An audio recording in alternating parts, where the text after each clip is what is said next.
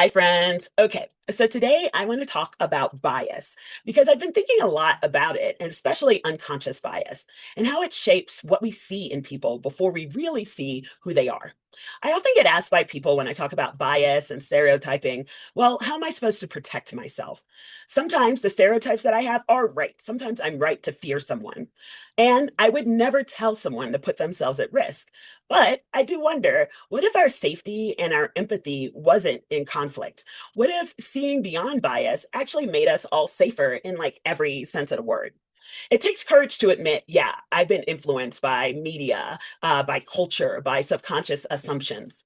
Like, do you remember the Amy Cooper, Christian Cooper incident in Central Park in 2020? Taking pictures, calling the cops. Please call the cops. Please call the cops. I'm going to tell them there's an African American man threatening my life. Please tell them whatever you like. There is an African American man. I am in Central Park. He is recording me and threatening myself and my dog. Christian was simply bird watching, and Amy was walking her dog off leash in a spot where it needed to be leashed. Christian asked her to leash her dog, and she refused. And when he began recording, she called 911. She said she felt threatened, said he was threatening her life because he was a Black man who asked her to, what, follow the rules? And it was more than just a misunderstanding, right? That was bias at work. Or how about DeMichael Jenkins, who was a Black man coming home one night? He was driving his truck and his neighbor was out pushing her stroller with her kid. She saw this truck behind her and she said she got frightened. And so she turned into the first driveway that she saw and was going to knock on the door to pretend like it was her house, right?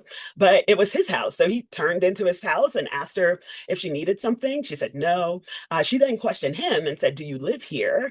And he said, "Yes." And she blatantly said, "I don't believe you."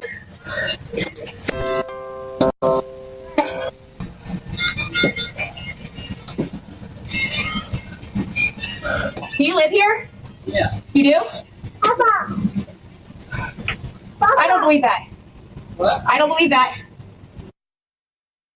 So what are you doing? Roy, come on. Roy, come on.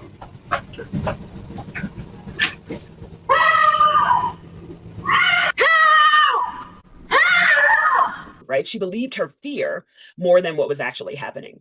And those aren't isolated incidents. They reflect something deeply built into how people are conditioned, what bodies are seen as a threat, and what context sets off alarm bells, even if it's irrational. And that same conditioning is hard to notice unless we try. People often ask me, what exactly is unconscious bias? And here's how I like to explain it. Our brains are like these computers running in the background. Every second of the day, our brain is taking in more information than we could ever handle. Researchers say that it's about 11 million bits of information every second. But here's the thing, we can only consciously focus on about 40 or 50 of those bits. And that means the vast majority of what we take in gets processed without us even realizing it. So what does our brain do with all that extra information? It files it away. Think of it like a giant filing cabinet full of folders. We've got folders for everything: what a tree looks like, what danger looks like, how we think about women, how we think about men, how we think about Black people, white people, trans people, people with disabilities. Every experience, every news story, every TV show we watch drops another piece of information into one of those folders. And here's the kicker. When we meet someone new, we don't meet them with a blank slate. Our brain automatically goes to the file cabinet, pulls out a folder, and says, okay, this is what we already know about people like this. And that's where the bias shows up, right?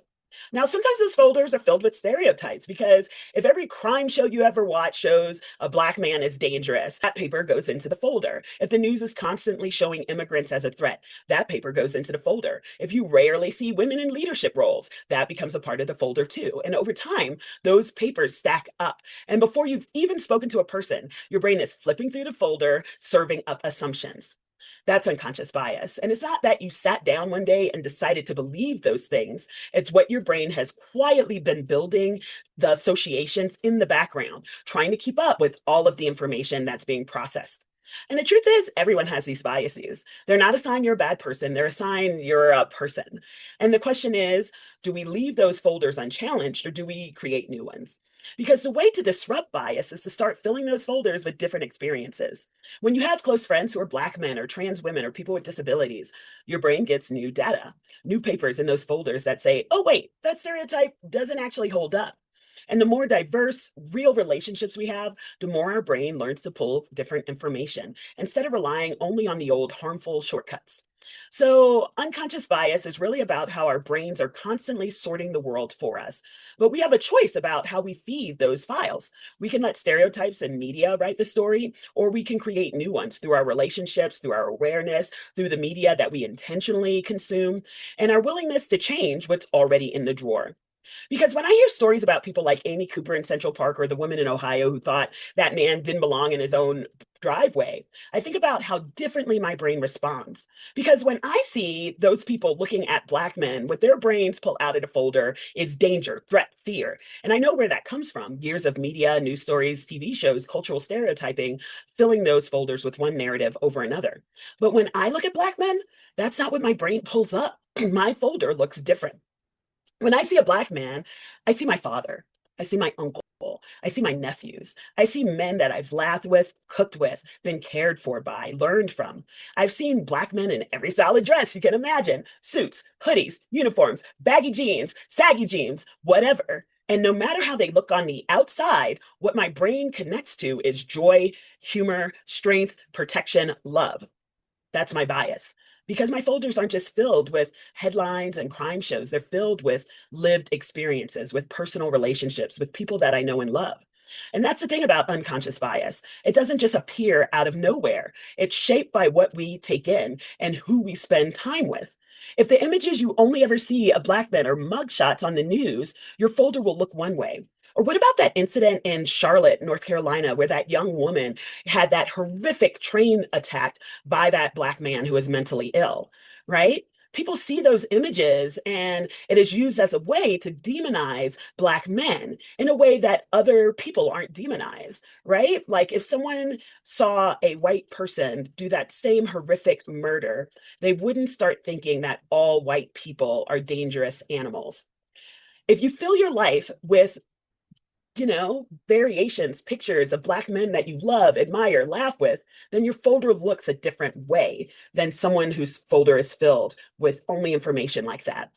So, yes, everyone has bias, but bias can be reshaped. And the more we broaden our circles, the more we actually know people, the more we fill in those folders with truth instead of stereotype, we can see different, right? We can see the difference between a threat and seeing a human being. So, you've got homework, okay? When you see someone and your heart rate ticks up, if you feel unsafe, just pause. And it could be even later if you feel like you need to get yourself out of the situation, but pause and think, was that about them or was it about what I've absorbed, right? Also, make space for relationships with people who are different from you, different races, class, ability, gender, identity, because people beyond stereotypes helps to change your automatic filter.